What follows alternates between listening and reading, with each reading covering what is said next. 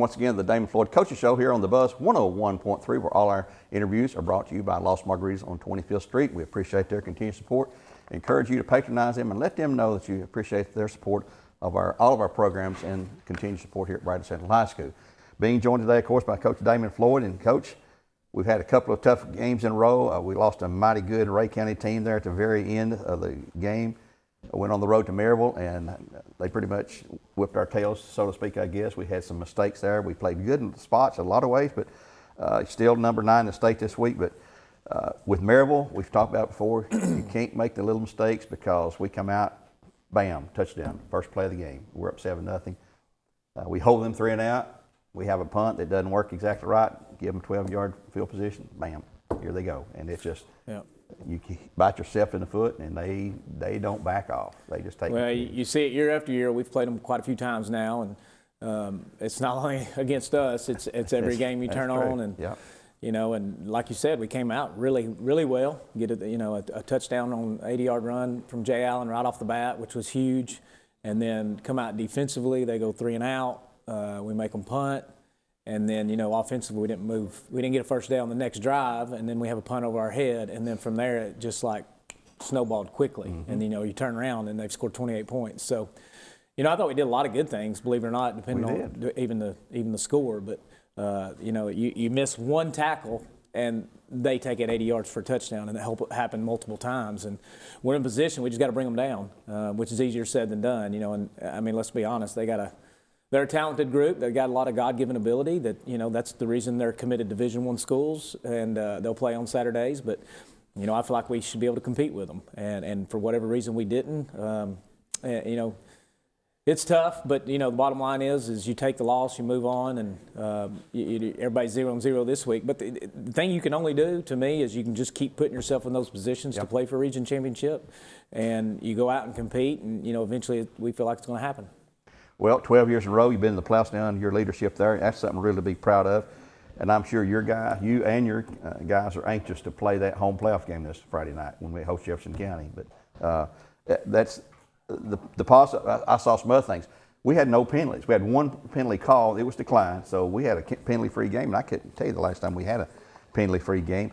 The young freshman, Jalen Terry, you mentioned, he had 109 yards rushing. The offense played well, you know, at times, as we mentioned, and we continue to play hard in those football. The kids are giving effort and doing everything they can, and just a matter now of forget about what's happened the last couple of weeks, move on, because it's all on the line come Friday night with Jefferson County.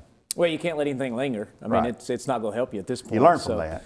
You know, you have a lot of short-term goals throughout the season. You know, obviously at the beginning of the season, you just want to go 1-0, and that's the most important thing. And then, you know, for us, it was get through those first 5, then we had an off week, and then we started the season over. Mm-hmm. And, you know, and then so we're doing the same thing this time. All we want to do is go 1-0, and everything's focused on this playoff game. And we talked to our kids with our field conditions being the way they were, getting new turf put in. You know, we weren't going to have many home games, and we didn't. We only had 3. So if you want to play at home, then you better take care of business throughout the regular season. And they did that, and we get a first-round home game. So we're excited about that. But we're 0-0. It's a whole new season, what's happened in the past, and we're not really worried about it or thinking about it. And whether it was successful or not successful, that doesn't matter. We can look back and reflect later in life. And what we don't want to do is end up being 8-3. Right. You know, we're 8-0 and then lose the last 2. So you'd like to have momentum going in, but in the end, it doesn't matter. We're at home for the playoffs, and that's all you can ask for.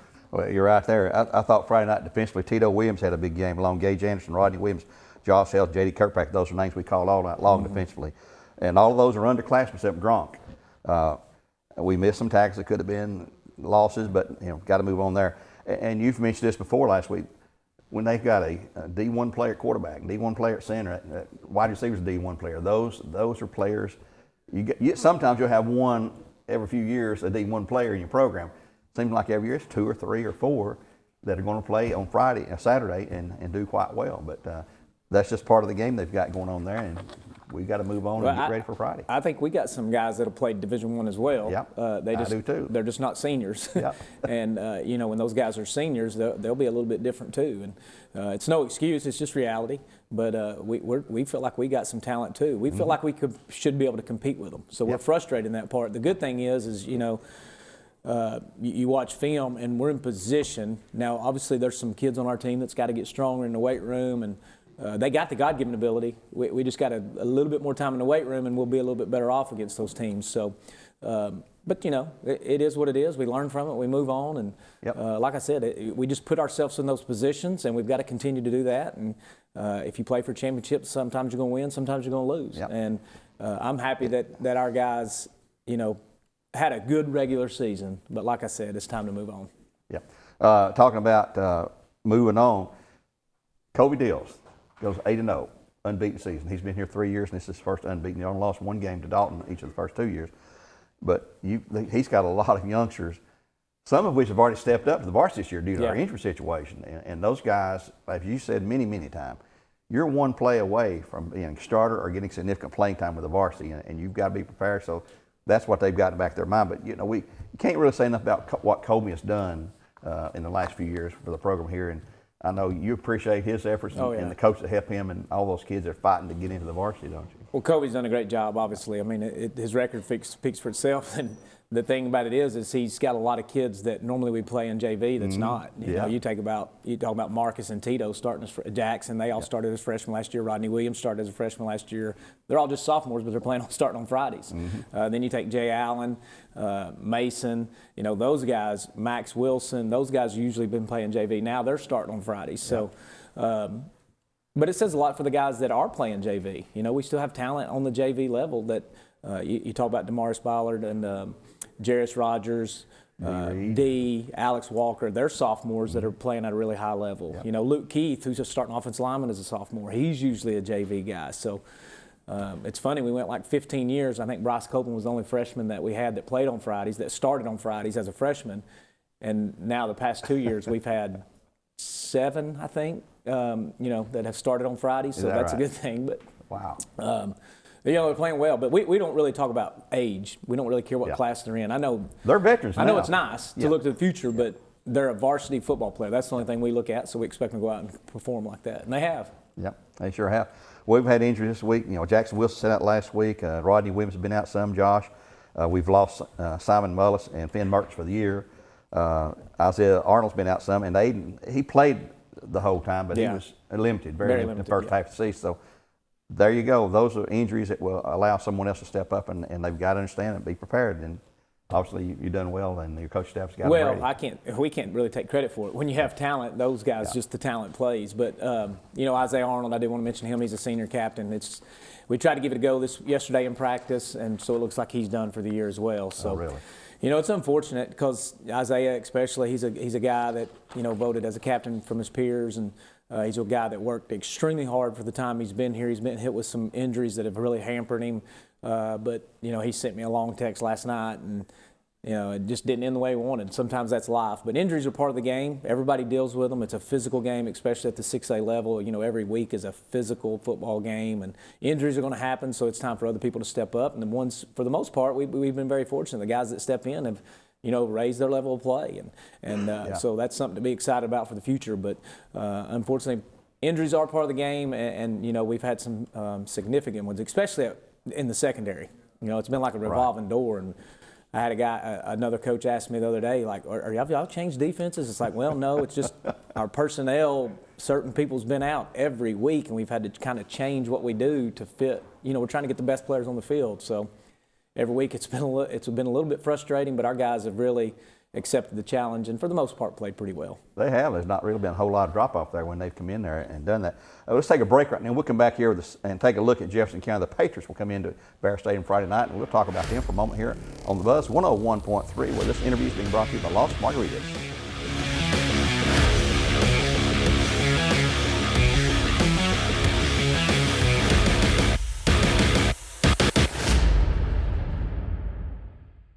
Welcome back to the Damon Floyd Coaches Show here. We move into the second half of the program, talk about Jefferson County, the Patriots. We've not played them very much, 3 times. Played them twice in Super 32, 2015-16. We won a big game up there, close game at home, and the only other time we played them, going way back to Louis Offers days in '79 in the Bear Bowl. We beat them 17-14 here in the Bear Bowl. I was actually president of the Booster Club, I think, that year, because we went up there and got the contract signed. Corky and I and some other boosters went up there to get that signed. But it's been a long time, and back in those days, there's a lot of bowl games. Well, nowadays, there's so many teams in playoffs, Yeah. Teams left over not worthy of even being in bowl games, I guess. That's for the most part, but there are a few around. But Coach Spencer Riley at Jeff County, been there 6 years now. He knows some success. He was on the UT National Football Championship team back in '89 or '98 when they won that. So he played there. He was an All-State and All-American, I heard, at Jefferson County. Went to UT, of course, played for Philip Fulmer there. He coached also in college, a couple of places. UTC, your alma mater. He coached there for a little while in West Georgia down there. Come back to Carnes, and then actually got out of coaching and was working at the boys club. And they called and said, hey, we got an opening over here at Jefferson County. Would you be interested? So here you go. 6 years later, he's still the head coach there. Coming off an 0-10 season last year. So they've done a complete flip-flop, 6-4, heading into the playoffs this week. What do you know about Jefferson County? Well, they're very well coached. I've gotten to know Spencer over the years because he was actually coaching at Tusculum when Patrick Benson and Justin Houston played up there for him. Okay. So we've had a pretty good relationship. We've helped each other out with film, throughout the years of different opponents that we may see. And Spencer's a really good guy. Was a really good player. I remember him as a player. And, I think he played with the Packers for a little bit. So saying that, he knows his offensive line, and they're really good up front. They're really well coached. They know what they're doing. They understand their scheme. But I think the thing that's probably made them different this year was their quarterback. Unfortunately, he broke his leg 3 games ago at Science Hill in the first quarter, and they're not the same team without him. Now, they can still come in here and beat us because they have a really good running back. They have a receiver that set multiple records for them this year. So he's number 1. I don't know his name. But like I said, they're good up front. They have a really good running back. The quarterback that's playing also starts at corner, so he's athletic. And there's a lot of things they do that hurt us. Defensively, you pretty much know what you're going to get. They'll line up a couple different ways, so we got to recognize what front, what coverage they're in, in order to attack it. But it's really like every other game. I know it's coach's cliche, but you got to execute. And, we've seen every coverage this year. We've seen every front. We've seen every type of offense. So we're going to be in position, especially up front. You win some one-on-one battles, then you should be able to make some tackles for a loss. They're a big zone scheme, outside zone, inside zone. So not a lot of block down, kick out kind of stuff. So really, you got to win your individual battles on defense, and we got to tackle better. We missed 7 tackles last week, and I think 4 of them went for touchdowns. So there's a lot of times we do tackle well, so we got to rally to the ball, win individual battles. But it'd be nice not to have any penalties again. Right. But can't turn the ball over. Got to win field position, and no silly penalties. But they're a good football team. It's a simple game, In reality, the plan is simple. The plan Executing is different. It's all out the window whenever a game starts sometimes. Well, I was just looking at some stats, and I like to throw numbers out there. They're averaging 29.5 points a game. We're averaging 30 points a game. They're giving up 19.9. We're giving up 19.5. So on paper, you think, boy, these teams are dead even, solidly matched. We've played one common opponent, and that's Hardin Valley. We beat them 28-0. They beat them 42-7. So, expect it to be a close game. We got home field advantage. That's always worth a few points in my mind, and probably in a lot of people's mind. But as we've said so many times, we don't play this game on paper. No. We play it on the field, the hard knocking field out there. But is it a surprise that they're where they're at, coming off an 0-10 year? I mean, something's really happened up there. Well, like I said, their quarterback gave them a spark. I mean, he's just a sophomore, and he is a player. Actually, watching film, I'm sitting there thinking, man, this guy's going to be tough to stop. And then all of a sudden, it's a little bit different. I'm thinking, I don't know if that's the same kid. It's hard to see their numbers. So obviously, that's what happened. He got hurt. But look, there's a reason they're in the playoffs. It's not just one particular player, and they're third in their region. We're second in ours. Well, we have a long history with playing those teams. Dobbins Bennett, Science Hill, played Jeff County some. So we understand that you get third in that region, you deserve to be in the playoffs. We know we have our hands full. It's going to be a battle, just like every Friday night we've had is a battle, and we're happy to be there, but we're not just happy to be there. Like, we want to do something about it. So, and I'm sure Jeff County does as well. I know they're coming down here. They're excited. They expect to win, and that's why we play the game. That's why I have a scoreboard there. Let's talk about injuries a little bit. You mentioned all those guys were injured, and you mentioned already that Isaiah Arnold's probably done for the year. We're going to have Jackson Wilson back, a running back this week. Jackson will be back. He's not going to be 100%, but who is at this point in the season? So he'll suck it up and go. And it was unfortunate to get to play last week, but he probably needed a little rest as much as we've used him this year. I'm trying to think injury-wise. So Brody Morgan, starting offensive lineman, he'll be out this week. He had a concussion. other than that, I think we're pretty much good to go. I mean, people's banged up, but it's time Everybody to suck it up. Yeah. Well, and Jackson, he delivers a lot of punishment, but he takes a lot of punishment too. There's 2 or 3 guys. Well, he does. I mean, there's plenty of games. He carried over 30 times, so his body was probably a little wore down, and obviously just a sophomore. So the good thing is Jay Allen went in and made some huge plays. He sure did. And so those 2 guys will carry a lot of the load, and then we got to have big plays on the edge with Dugan and Marcus and those guys. So.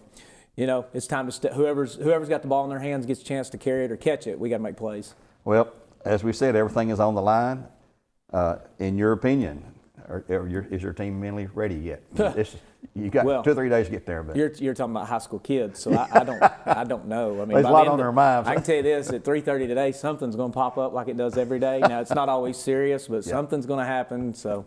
Look, whoever shows up Friday, they need to be prepared to play, and that's just part of it. They're high school kids on the other end too, so you get a girlfriend that they break up with or something, it's a totally different kid out there at practice. End of the world. Yeah, so you're dealing with all kinds of different stuff, but I think yes, to answer your question, if they're not ready to play, then we don't deserve to win a playoff game anyway. Yeah, well, we're going to have them ready to play because we're at home Friday night here at Bear Stadium on our new artificial turf field. This is thanks to Coach Floyd and also Mr. Winsor's broadcast class here at Bradley Central Institute of Ace 12. We appreciate them. Thanks again to Lost Margaritas on 25th Street for the continued support of Bear football. You can watch these interviews on YouTube, Facebook. Just look for BCH's Bear Network. Till next time, God bless and go Bears.